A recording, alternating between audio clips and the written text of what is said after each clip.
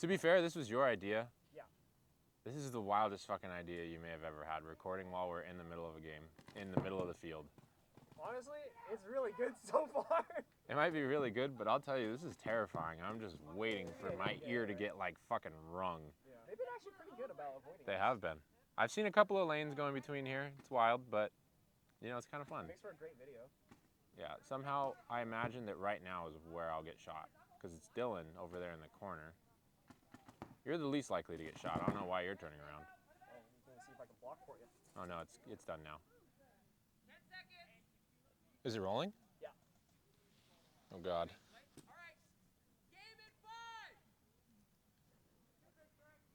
You're over here plugging your ears like it's about to be like dynamite or something like that.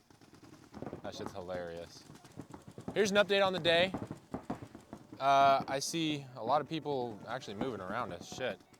We're on 4 weeks left of practice. This is, you know, this is the nail biter right here. We're right down to the nitty gritty on, you know, what's actually going to get us the win on the next tournament. And you know, we got a kill out of the Dorito side, so that's cool. Something's going well. It's only Greg in the home right now. I think they're figuring it out.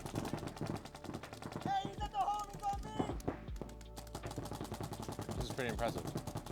It's just like, the way that I see it is, you know, this is our last drill day for the team, and then after that, it's just gonna be all scrims, hopefully, for the rest of the 3 weeks that we have. We've done a successful past 3 weekends of drills, you know, situationals. All of the points that we've been spinning pretty much is against our own team. We've been doing the work inside our own camp, you know, trying to get everyone up to speed with each other, working with each other, building that chemistry, things like that. And, you know, this upcoming weekend is going to be the time to test it. Seppel is going to be this next weekend. We'll be heading over to Modesto in order to hopefully get a scrim against the Orcas, formerly known as the Baton Rouge Mighty Dolphins. Everything's reforming on that side, or I don't know what's going on, but it's a great team for us to scrim against. They play in the Premier Division for WC.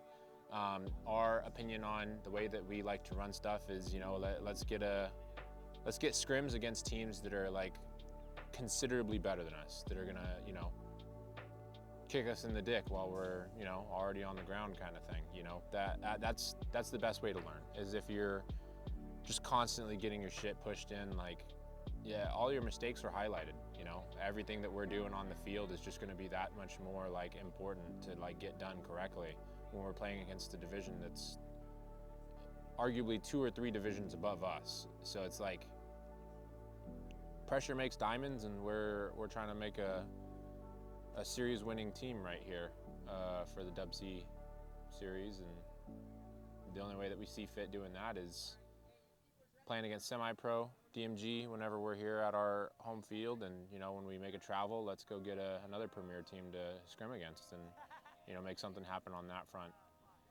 So I think that this is a worthwhile investment of our time. You know, I think that it's super important to be doing scrims, but I think that a lot of teams neglect and constantly forget that some of the important stuff inside of paintball is actually doing like drills and stuff like that. Drills is what's gonna make a snapshot better. It's kind of like what I'm watching right now. Damn. Yeah, Jared, Dylan shot you. Fools. We're just having fun at this point. We played at the season opener for WC in April, and shit, we won. We took first out of 46 teams. It's pretty cool. You know, I think that, I said this to a lot of people. I think that even that event didn't come without its, you know, bumps in the road, and it was super important for it to happen. I didn't want the win as bad as other people needed it, in my opinion. You know, I've had success in paintball before. I've won in D5, you know, I hadn't won in D4 yet, but you know, I got it. I knew what that felt like. It wasn't something that was new to me, and I don't say that coming from a perspective of like cockiness or like an ego or something like that. It's just that there's lessons that need to be taught to people in life, and some of those lessons involve very weird ways of getting there. In this specific instance, there was a lot of people that I knew needed a win in order to feel like the work that they were doing was validated. And you know, we got to that point. We got to a point where these people have wins now, and they had to sit there with the feeling afterwards of like, damn, like we won. All that work, you know, paid off. We got that win. And it's the biting feeling afterwards once you sit with that win and that celebration time is over, where you just have to realize like, damn, like there is nothing left to be celebrating about. There's just more work to be done. It's only up from here. You know, the challenge only gets harder. It only gets greater. It just gets like a lot harder from here. We won once in D4. We got the season opener. Cool. Can we repeat it? Can we go get a second win? Can we go get a third win? Can we go get the series title? Like, there's rings to be won. A lot of people want rings, you know. Everyone wants to stamp the name on, you know, this D4 season and be like, you know, Pink was the undisputed champions. So it's like everyone grew. Everyone got multiple wins after this event. You know, season opener, cool, we won $5,000, gold medal, big old trophy, lots of pictures. We had 2 people doing media for us, awesome.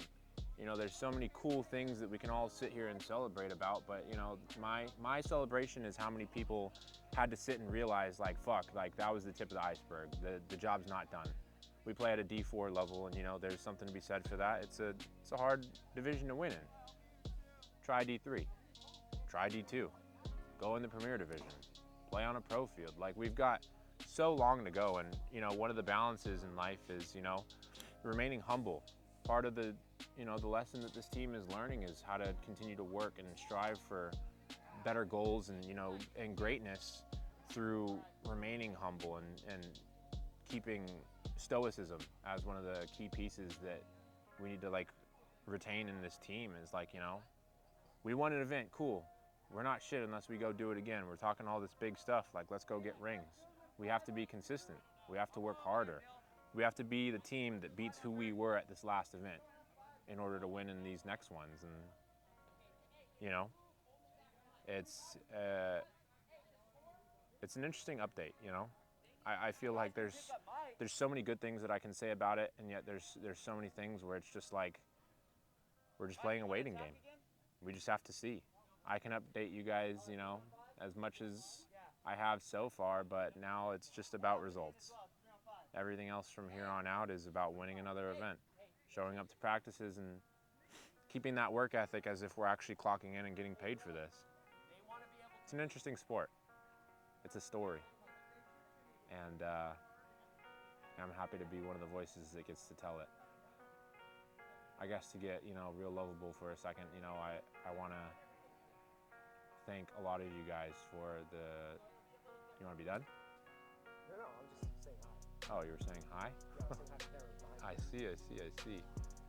You know, each of these guys are on a journey in life. They're all a part of my journey currently, and, you know, we're all a part of each other's, but, you know, I wanted this to be made, and this documentary to be done isn't for other people. It's not to be seen and go famous and, you know, like get a bunch of views on YouTube or Instagram or wherever it is that we're putting it. It's meant for the family. It's meant for the players. It's meant for the girlfriends, the moms, the dads, the sisters, the brothers that are all out here, all the people that support this team, and the people who are in it. You know, like, this is a grueling sport to be a part of. It's fucking difficult. You come out here and you're sitting in 100-degree temperature. You're getting shot, just laced up, bruised up.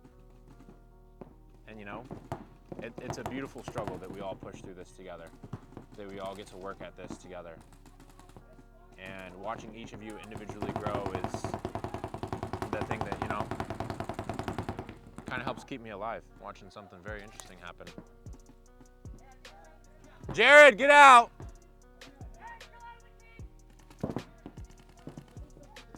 Jared, I heard it hit you. I can't tell if he got out. Oh, he did. I was about to say, it's like a Tootsie Roll pop. The world may never know. It was hilarious. Done? You got more to say? I feel like that's it.